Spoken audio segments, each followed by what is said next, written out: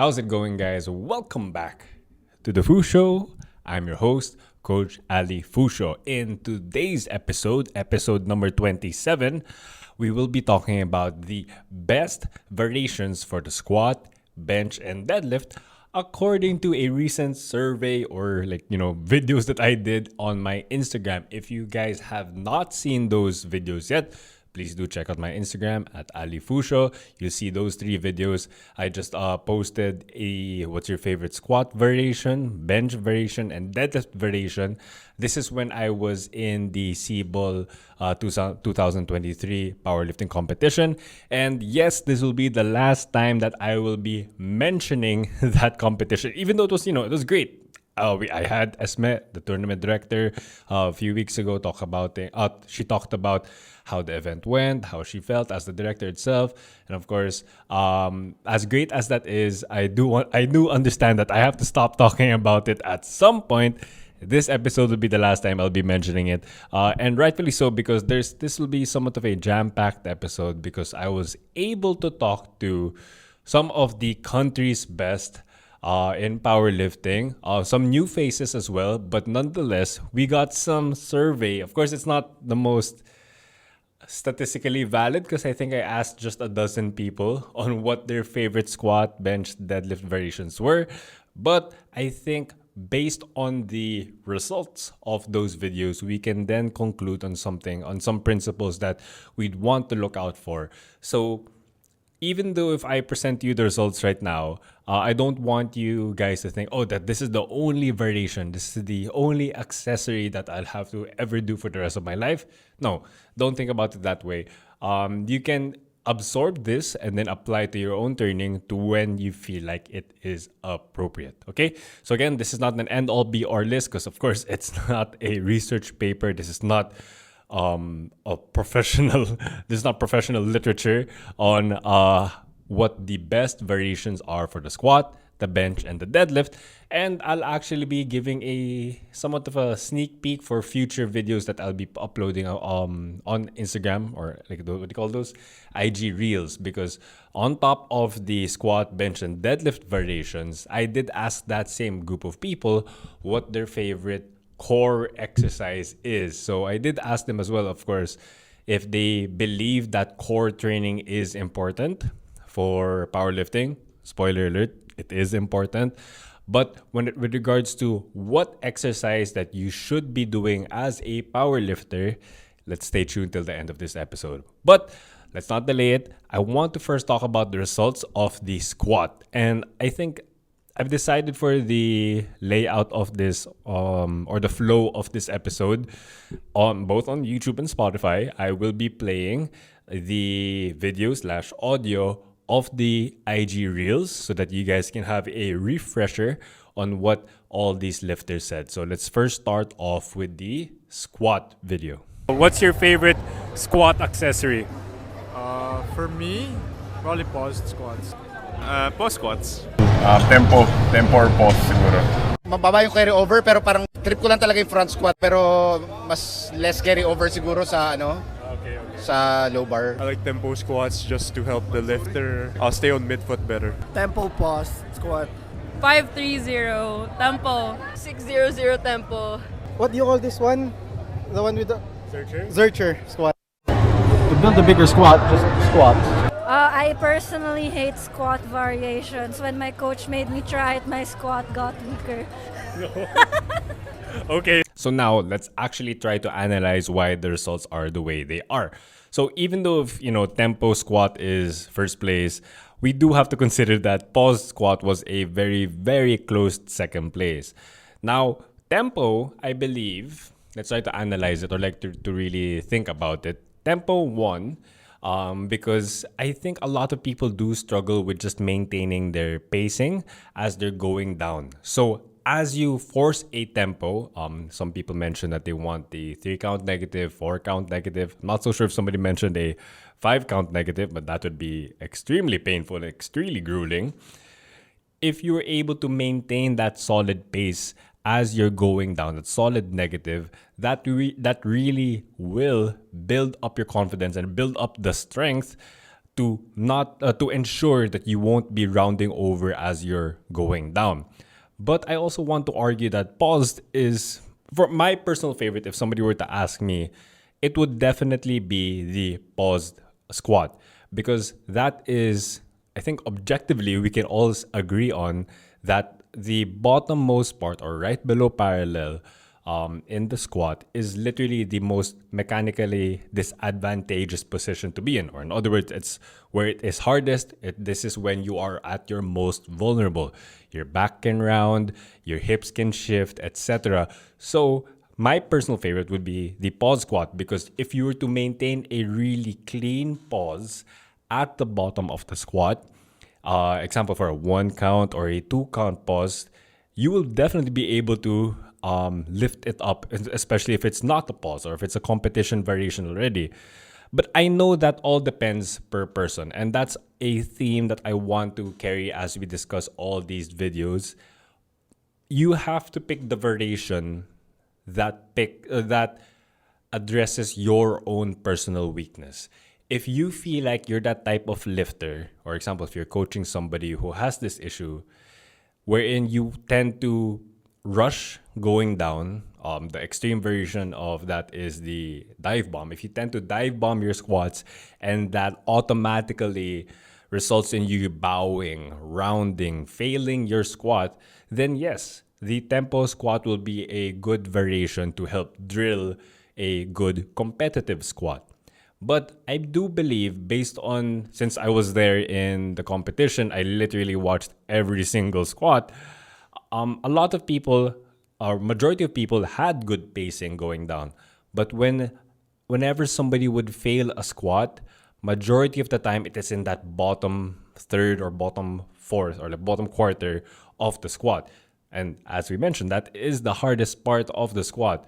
If they had a stronger palm, or maybe potentially, there are a lot of very factors that can affect it. So of course, I'm just speaking generally, but I do believe that if you do pause your squats in your training, that will have the biggest effect when it comes to the carry over to your competitive squat. Again, this is a list of, this was just a fun reel. This was just a fun video to do. Sure, tempo was first, pause was second, but that can be reversed depending on your context. But if you're to ask me, just to pick one variation, and which is what I forced everyone to do, just pick one. Of course, it all depends on context.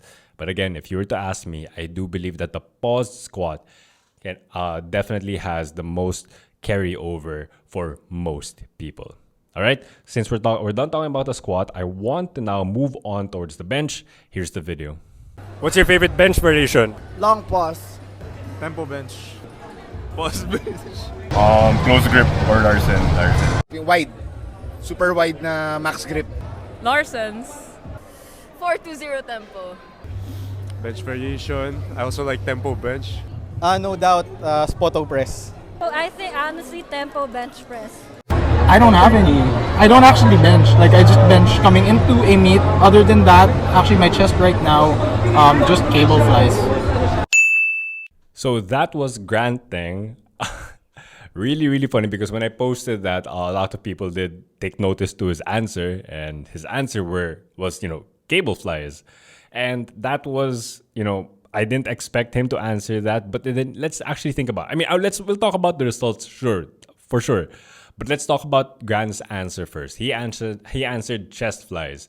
He is coming primarily from the perspective of a bodybuilder. Obviously, he's a very decorated powerlifter as well, but more than being a powerlifter, he is a bodybuilder. So year-round, or majority of the year, he doesn't need to do a bench variation. He doesn't need to bench at all. He just has to do the movement, the exercise, the lift that targets his chest. If he wants to work out his chest, he doesn't need to bench. He can just do, as he said, chest flies.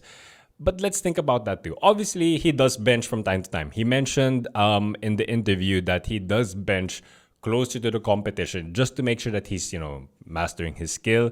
Because if somebody hasn't benched in a while, you can't expect them to do their best, like just on meet day. Example, if he's going to spend 11 months and 3 weeks of just chest flies, he's not going to do really well in a bench competition. So he had to dedicate a few weeks to that. That's for sure already. But he did really well in the competition for just a few weeks. Of course, he's had years in the past of experience, but he had a 130 kilogram bench for somebody who primarily chest flied. I had this conversation with Raymond Debuque. Of course, if you guys don't know him, he's one of the strongest benchers or lifters in the Philippines. Like more so on the bench. It has to be noted that muscle or the amount of muscle one has a big carryover when it comes to the bench and to the squat. Specifically, just those, because when it comes to the deadlift, more than it being of course, you can use a lot of brute strength, absolutely, but more than using how much muscle you have or how much brute strength you have in the deadlift, a huge part of it is skill and leverages. I'm not gonna deny that, because you can see that a lot of our strongest lifters have crazy deadlifts and they don't have necessarily the biggest frames. All right, so but let's look at Grant. Let's go back to the topic of bench press. He has obviously impressive pecs and arms and shoulders. That has a direct carryover to how much potential he has when he does train the specific lift of the bench press. So Raymond and I were talking that that's so important, just to have enough meat to help support the weight and to actually help produce as much potential as possible. I'm not gonna spit out any scientific terms, but it does just make sense that for the squat and the bench, the more muscle you have on the necessary muscles, the more the more potential for more power output. So that's really important. And that's why he did really well. He has a lot of muscle and he trained for it. And then boom, 130 kilograms, 130 kilogram bench press from a lifter who was around roughly, at that time, I think he was 68 or 70 kilos. That's impressive. That's close to a 2 times bodyweight squat. Bench press. So when it comes to the bench, building muscle, as much muscle in the necessary muscle groups is a big thing. But now, let's just assume that you have enough muscle already and you're just going to specifically train the bench press. As we saw in the results, the number one thing would be tempo. The number one variation that majority of people voted for would be tempo. And then we had 2 variations that were tied for second. That would be the paused bench, specifically a longer paused bench, because in competition, you are supposed to have a good pause already. So when it says paused here, that literally means long pause. Larsen is when your legs are elevated off the bench so that you're eliminating as much leg drive as possible to make your upper body do majority of the work. All right, let's talk about the first place. Tempo. I believe, and I do agree with that, that tempo is a very good exercise or a very good variation to train the bench, is because for most people that I've observed, excluding the fact if they failed the lift because they're too weak for that weight, then that's because they were too weak. But if it was an execution issue, or the more pop culture term would be a skill issue. Most people would fail their bench press because of that skill issue of not pacing themselves going down well, or because of that lack of pace, they were not able to land the bar properly on their chest. What I mean by that is that some people would lose the control of their negative. They would sometimes land a bit too high, accidentally too high, or accidentally a bit too low. What that does, it's just making the lift harder than it has to be. Now, sure, everyone has their own ideal bench form, or where they're supposed to land the bar on their chest.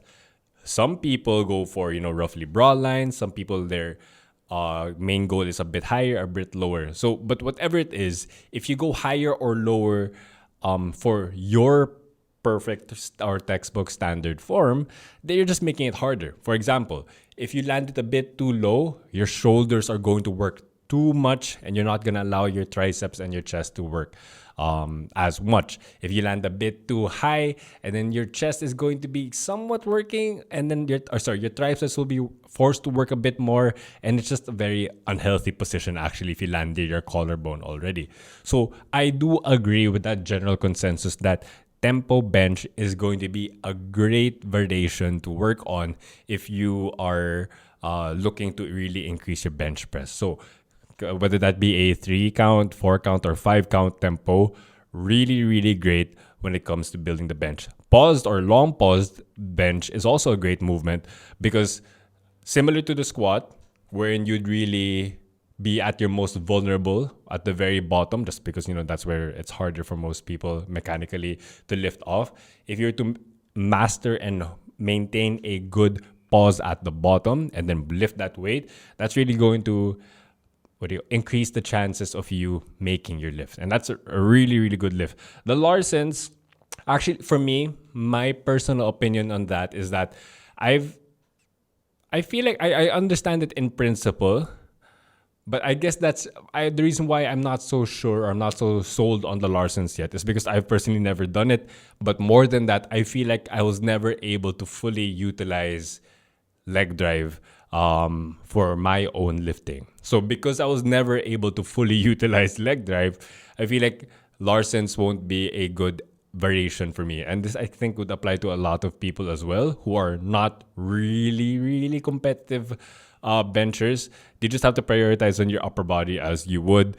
But Larsens is great if you really want to focus solely on that. Then, of course, we had other options: close grip, wide grip. I'm actually kind of surprised that those did not surprised, but then after you think about it, it's kind of expected. Close grip or wide grip, which are like very popular variations way before. For example, again, this is like way before I would say early 2010s. I think a lot of the articles online or videos online would say, oh, if you're struggling in the top half, you should do close grip to work on your triceps more. And you should, if you're struggling at the very bottom, you should do wide grip to work on your chest more. That was, what was promoted back then. Though those claims do have some truth behind it, it's making us really realize how much benefit training a bit more specific would be. Yes, we're using these variations to help uplift or improve our main variation, our main competitive lift, but we shouldn't pick the variation that's a bit too far off from our main lift because the carryover might not be as great. So you might be wondering, okay, so what if you're going to go 1 inch closer, that's already close grip. So you're saying that's not a good variation? No, I'm not saying that's a bad variation. I'm just saying that slowing down your main competitive with grip to go for a good long pause, for a good tempo, will have more carryover. So again, there is no real wrong answer when it comes to this, but it's making us realize maybe for some movements, some variations will be a bit better. So as we saw a while ago for the squat, what is the answer? So tempo was the number 1 winner. So just slowing down the negatives for both the squat and the bench were our winners. And that makes you realize that it is different because not really so much of a spoiler, but tempo deadlift did not win the favorite deadlift variation just because it's set up differently. In the squat and in the bench, you start off the lift with the negative. With the deadlift, you start off by just lifting it off the floor already. So how slow your negative is doesn't really have much of a carryover to your actual competition lift. So that's making us realize that the actual setup of both your squat and your bench press, how well you're literally setting yourself up for the lifting part, the going up part, the concentric part of the lift, the setup will really dictate everything. How well you set up your eccentrics will directly affect how well you can execute your concentrics. And of course, this is especially true for your squat and your bench. So I already gave a spoiler that tempo deadlifts did not win the favorite deadlift variations. Let's now watch the deadlift video that I posted just today. Favorite deadlift accessory? Pause deadlift. Pause. For conventional, I guess deficit. And then for sumo, pause sumo. Accessory, RDLs, nothing beats it. Pag sumo ako, conventional. Pagka magko-conventional ako, RDLs. 400 tempo. She likes her tempos. Post sumo. I actually like good mornings better. Deadlift, post. What's your favorite deadlift variation? Not deadlifting at all. What's your favorite deadlift variation? I don't deadlift that much. Sad. And once again, Savvy gave us a very savvy answer where her answer was to not deadlift at all. And I forgot the name of the girl right after her, but I hope that you recover well from your injury because she mentioned in that interview that her back is hurt. That's why she doesn't deadlift as much anymore. So hopefully you do recover as soon as possible. But our winner I would say by a landslide, or like the one that actually won by a lot, would be your paused deadlifts. And of course, this can be applied both in sumo and in conventional. But on that note, we had Johan Chan and Nestor Reduya. They gave specific answers per main variation because the sumo deadlift and the conventional deadlift are both main variations because they're both allowed in a powerlifting meet. Johan, if I remember correctly, he said that for the conventional deadlift, his favorite variation would be the deficit variation, and then for a sumo deadlift, his favorite would be a paused. Nestor said that he would prefer, if he's doing conventional, he'd do RDLs. And then if he was primarily doing sumo, he'd do conventional. That does actually make us think quite a lot. But before we dig into that a bit more, I want to talk about the winner again, the paused deadlift. This can both be applied for sumo and conventional. This I kind of expected to be the answer or the winner of the favorite variation. Why? That's because if somebody fails, or majority of the time, if somebody fails a deadlift, it is 1 to 2 inches off the floor. Either because it was just too heavy for them, but more often than not, they fail that lift just because they lose their technique an inch or two off the floor. So this is why a paused deadlift variation is extremely helpful.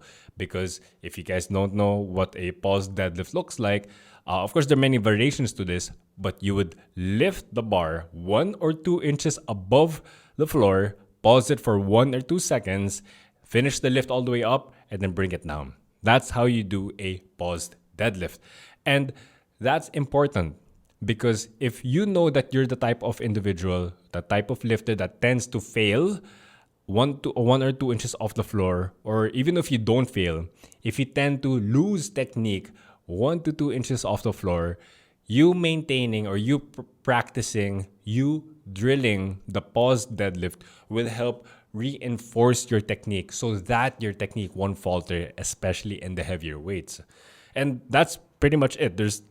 That's really the reason why the paused deadlift is really a popular variation.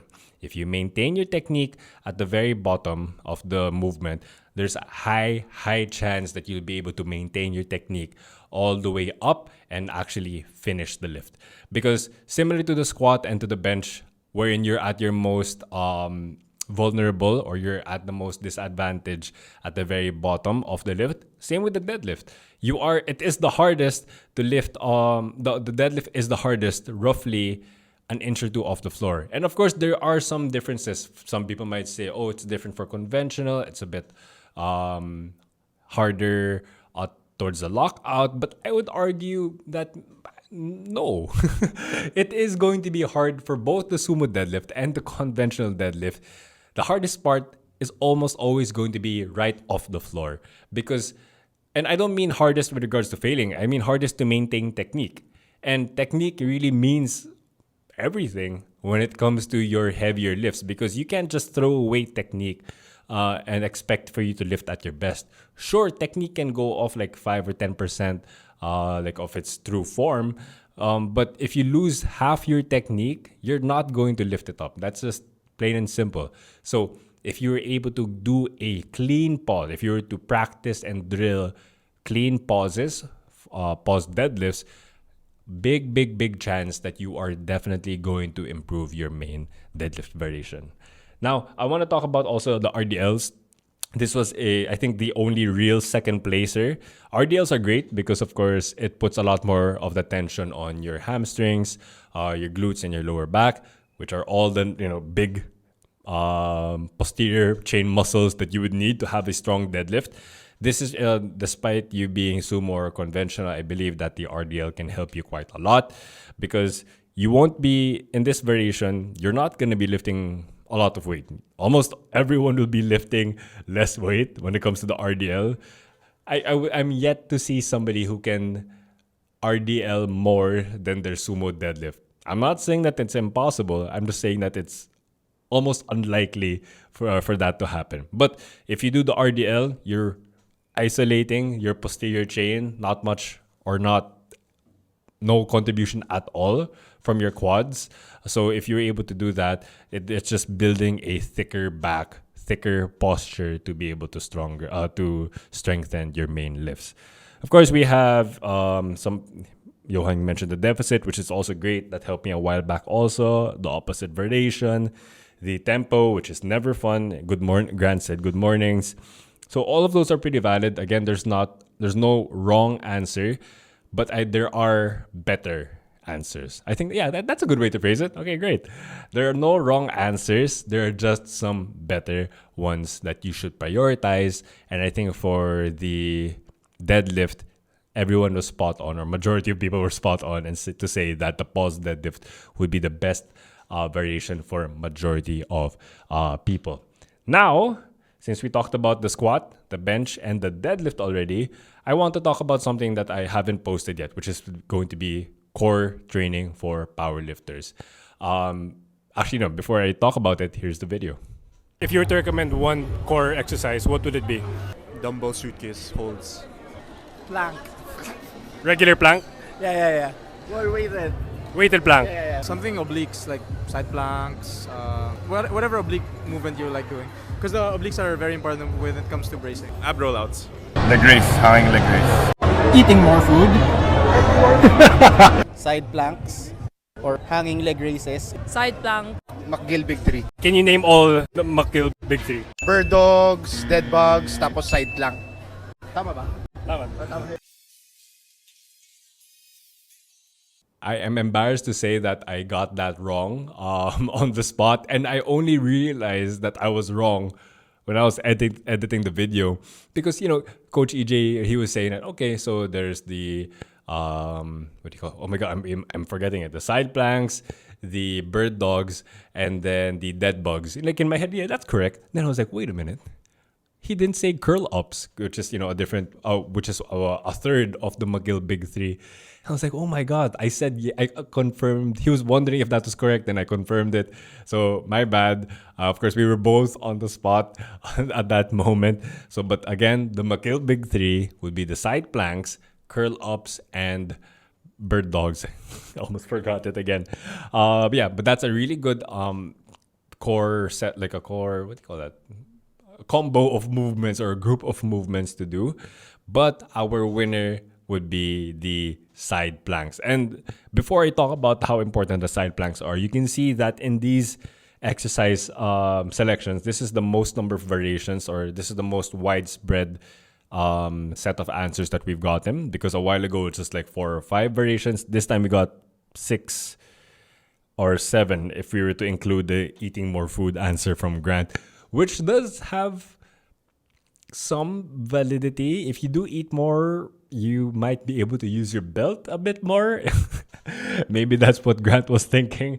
But yeah, we got a lot of different answers now, because when it comes to core training for powerlifters, yes, it is important, but the specific exercise, I believe it doesn't matter so much. I mean, I'm not saying so much. I'm not saying it doesn't matter at all.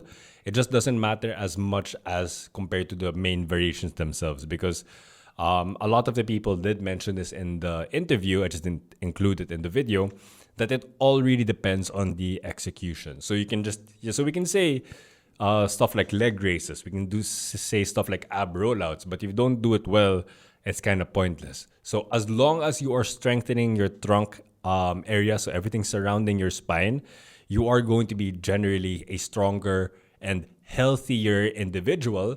And if you are stronger and healthier, if your trunk is stronger and healthier, the higher potential or the more chances of you to have a strong squat, bench, and deadlift. But let's talk about the actual winner, the side plank. I believe that the reason why majority of people voted for the side plank is because it is one of the most underused muscle groups as a powerlifter. Of course, the hip flexors are also underused because it's primarily hip extension that we're after when it comes to powerlifting. So that's why the leg raises was a good second place, because that works on your hip flexion. But the reason why side planks won, I believe, is because our obliques are not that used or not used so much when it comes to the squat, bench, and deadlift. The main reason why is because these three lifts are bilateral exercises, or which means that you're using both sides of your body, or like your full body at the same time, as opposed to a unilateral exercise wherein you're using one side at a time. So an example of a unilateral exercise would be the lunge, the single arm dumbbell row, the single arm overhead press. And though those are not core exercises, if you load them up, heavy enough, you are going to feel your core, or specifically your obliques, work. Example, if you have a 50-pound dumbbell, 60-pound dumbbell to overhead press, you are going to feel that your trunk will try to work really hard to maintain a strong and neutral spine. Imagine if you're going to be rowing 100-pound dumbbells, you are going to feel, yes, you are going to have some rotation, but you also don't want your what do you call this? Your spine to twist so much, because you want to maintain some rigidity. And of course, in the lunge, as you're lifting one leg and one leg is at the back, then of course your core will try to stabilize your hips. So the obliques, which is one of the main muscles when it comes to stabilizing one side at a time, or the twisting, anti-rotation, anti-flexion, and I know there's another one that I'm forgetting. If you work on the side planks, you are going to be somewhat of a complete powerlifter. If you have, of course, for powerlifting, you want to have a strong set of arms, strong chest, a strong back, strong butt, strong legs. And of course, you are bracing to some extent when it comes, you are bracing quite a lot when it comes to the big lifts. The only thing missing would be your obliques. And if you do that, you are going to be a complete lifter. I mean, excluding calf training, but of course, who works on calves? I don't think, actually, like when I was looking at everyone's physiques in the competition, I think only like 1% of people had decent looking calves. Everyone else looked like the power lifter, big everywhere else except for the calves. But yeah, that's why I believe that the side planks won, is because it what will ensure that you are going to be the healthiest, to make sure that you're protecting both sides of your spine, like the erector spinae, to make sure that not one is working more than the other, and of course among other things. So that's why the side planks won. So yeah, those were the 4 videos that I will be posting. 3 videos that I posted already: the favorite squat, bench, and deadlift variation, and the favorite core exercise. So hopefully that these results and our own analysis of the results of these videos were good enough to help you out understand how you should approach your own training as a powerlifter, again, for the squat, bench, and deadlift. And of course, to never neglect the core training, even though it is quite boring to do from time to time. And that's it for episode 27. If you guys have any questions, or if you have if you want to submit some potential topics that I can talk about for future episodes, I would greatly appreciate that. But until then, I'm Coach Ali Fusho. I'll see you guys in the next one.